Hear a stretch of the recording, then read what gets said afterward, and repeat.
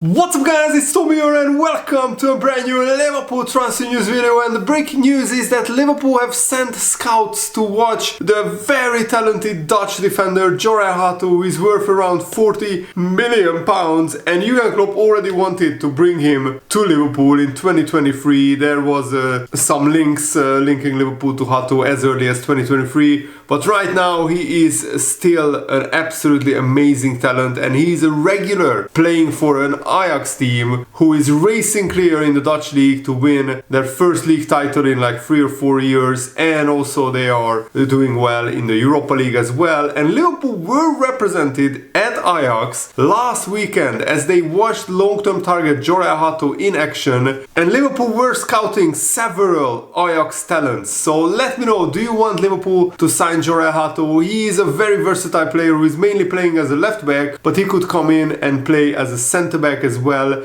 and his versatility could be actually a very useful tool for Arne Slot, where he would be the replacement of Joe Gomez, where Gomez played of course at centre back, at left back, at right back, even at defensive midfield sometimes. And Jurgen Klopp wanted Jorrel Hato when he was at Liverpool, with Liverpool having been tracking the defender for quite some time, and sources have confirmed that Hato, who is valued at £40 million, remains of interest. Liverpool were also doing work on two other players at Amsterdam, and Graham Bailey confirmed that Liverpool were also watching Anton Gai and Mika Götze alongside Jorrel Hato. And Götze is a player that Liverpool have known about for a long time, and he's also a teenager who just joined Ajax in January 2023, aged 17, and Liverpool, along with a few Premier League clubs, are aware of him, and he's a winger compared to Eden Hazard. The Danish right back Gai is understood to have emerged on Liverpool's radar during their recent trips to this season to watch Ajax. That doesn't necessarily mean that we will sign all of these players this summer, but we are definitely keeping an eye on them. And Jorrel Hato, I think, could be ready for Liverpool maybe this summer or next season. We could also do a deal with Ajax to sign him right now and loan him back to Ajax for another season, and that way he gets a lot of playing time, keeps continuing the development, and when we really need him in 1 or 2 years time, we can integrate him into the first team squad. And Jorrel Hato did really well on this particular game when the Liverpool scouts were watching him. He played on the left hand side for Ajax, who managed to keep a clean sheet. He made one interception, one last man tackle, he won 3 duels, he had 50 touches, he also made 38 of his 39 passes accurately, and he's only 18 years old, and that one last man tackle was absolutely crucial to deny Ajax's opponent a clear shot at goal. And these 3 players that Liverpool have been scouting recently, they have been key to Ajax's side, who are sitting pretty top of the Eredivisie table. And of course the other 2 young players would be even cheaper right now, but I don't think it makes a lot of sense for Liverpool to sign them right now. Maybe if we loan them back to Ajax for 1 or 2 years, that makes sense. But the likes of Hato, Götze and Gai are already making significant milestones in their performances with Ajax, not just in the Eredivisie but in the Europa League. But usually Liverpool need at least 150 first team appearances in senior football from any player to have a large enough sample size to base their metrics and scouting on. And another news outlet and another journalist, James O'Reilly, claims that Liverpool want to sign generational talent big star Jorrel Hato. Is one of the best young players playing in the Eredivisie, and Liverpool already had a resounding success signing Gravenberch and Cody Gakpo, who were big talents playing in the Eredivisie. Yes, Gravenberch had 1 year at Bayern, but he hardly ever played there. And Ajax are sitting 8 points clear of PSV Eindhoven, who absolutely collapsed recently. They have 3 draws, 1 loss in their last 4 games, while Ajax are on a winning streak, so they took advantage of PSV stumbling, even though PSV knocked out Juventus in the Champions League. And Jorrel Hato's season so far, he has 21 appearances, he scored 2 goals and got 6 assists already in the Eredivisie. He also played 9 games in the Europa League and 6 games in Europa League qualifying and 2 games in the Dutch Cup as well. So he already has 38 appearances in total. And Hato's form has, of course, attracted the attention of many top clubs. Fabrizio Romano have stated that Hato is viewed as a potentially generational talent by not just Liverpool but other Premier League clubs as well.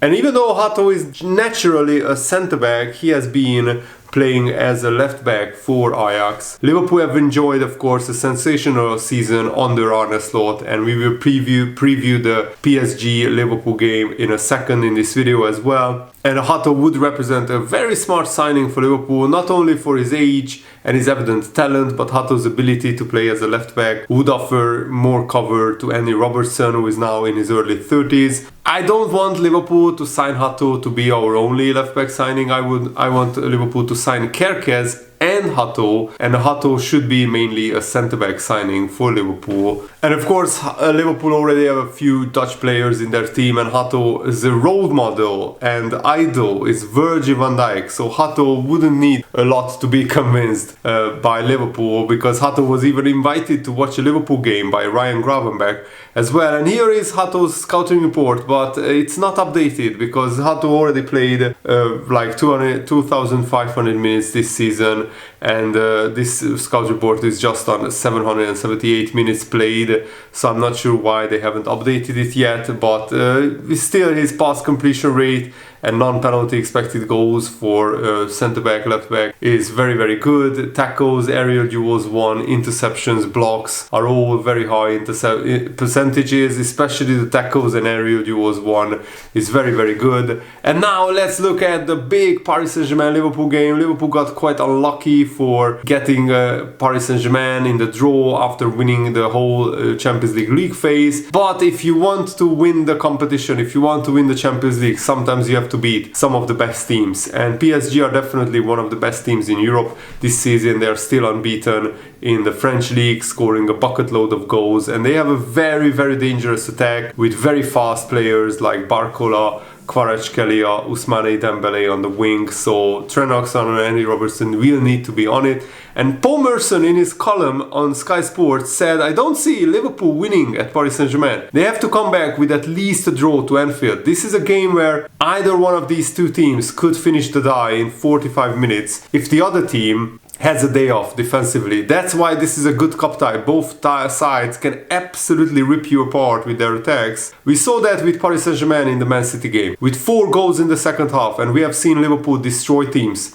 I don't think there will be a lot in this. And I fully agree with Paul Merson that Paris Saint-Germain are now a proper team. They haven't got loads of superstars anymore. They don't have Messi, Neymar, Mbappe. They've gone in a different direction, signing a lot of young players and developing their own youth academy and signing a lot of young French players who have a personal connection to Paris and Paris Saint-Germain as well. And it has worked with all those players they used to have. They never looked like winning the Champions League. Paris Saint-Germain can't afford to lose the first leg, because the second leg with the atmosphere at Anfield is a different game. So I expect PSG to really attack Liverpool in the first half, and Liverpool need to keep it tight and basically have a classic European away performance where we keep it tight and try and score a goal or two and try at least to get a draw in the first leg, because it will be all down to the second leg, and the Anfield under European lights are really, really special. And even though PSG started their Champions League campaign pretty terribly, losing to Atletico Madrid, for example, at home, I watched that game, I remember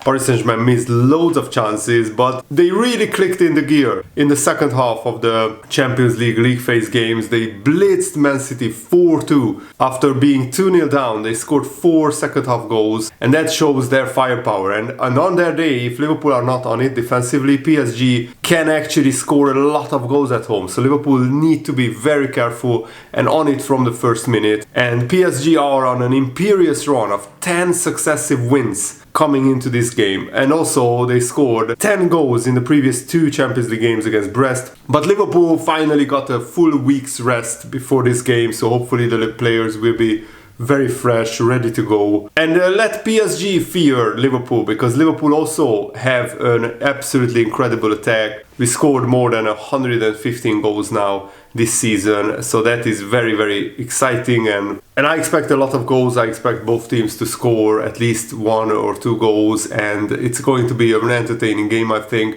It will come down to also, I think, the wings, because if Liverpool don't defend properly the wings, then Barcola and Kvaratskhelia and Desiree Doué can really hurt Liverpool's defense, because Trent Alexander-Arnold and Robertson are not having the greatest season defensively. Those are the 2 weak points of Liverpool. But also with Paris Saint-Germain having wingbacks like Nuno Mendes and Hakimi bombing forward, there could be a lot of space behind their wingbacks for Salah and Gakpo or Luis Diaz to exploit those weaknesses, those spaces behind the defense. So I really, really hope that Liverpool can take advantage of that. And yes, Paris Saint-Germain won the first leg against Brest 3-0, but it could have been a 3-all as well, because Brest hit the post or to the bar twice. They missed a big chance, and Donnarumma nearly scored their own goal as well. So individually they have a really good defense, but collectively, maybe as a unit, they are not as good as some of the top teams like Liverpool and Arsenal. Or defensively, when they are really on it, with Dembele and Barcola, and even the Portuguese Ramos, they have a lot of very, very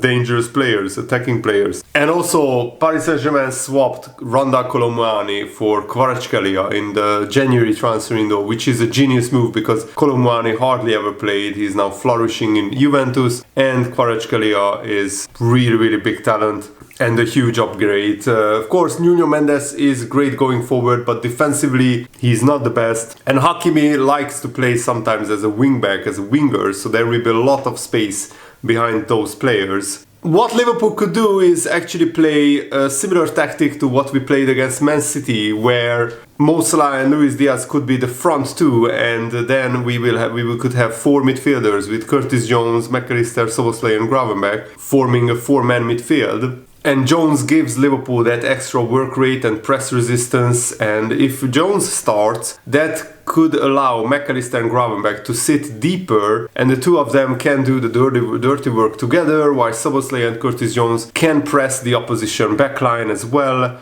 And Liverpool should attack Nuno Mendes' side. He's the weak link of Paris Saint-Germain's defense, so Mo Salah should get isolated on Mendes or pull him out of position. And Paris Saint-Germain also have a young defender in Baraldo who might play, who is not the most experienced. So on the right hand side of Liverpool's attack, Liverpool could get a lot of joy, a lot of goals. And of course, Salah is now the best player in the world and the best attacker in the world, definitely. So he should have a field day against this young, inexperienced defense, especially with Nuno Mendes being caught up the pitch. Salah could get a lot of joy. And I expect Paris Saint-Germain to score maybe 2 or 3 goals across both legs. So Liverpool need to finish their chances, because we will create chances against a very open, very attacking Paris Saint-Germain team. We just need to take them. So hopefully Salah will be on it, and hopefully other players will be finishing their chances. I expect Jota maybe to start and score a few goals, and I expect Gakpo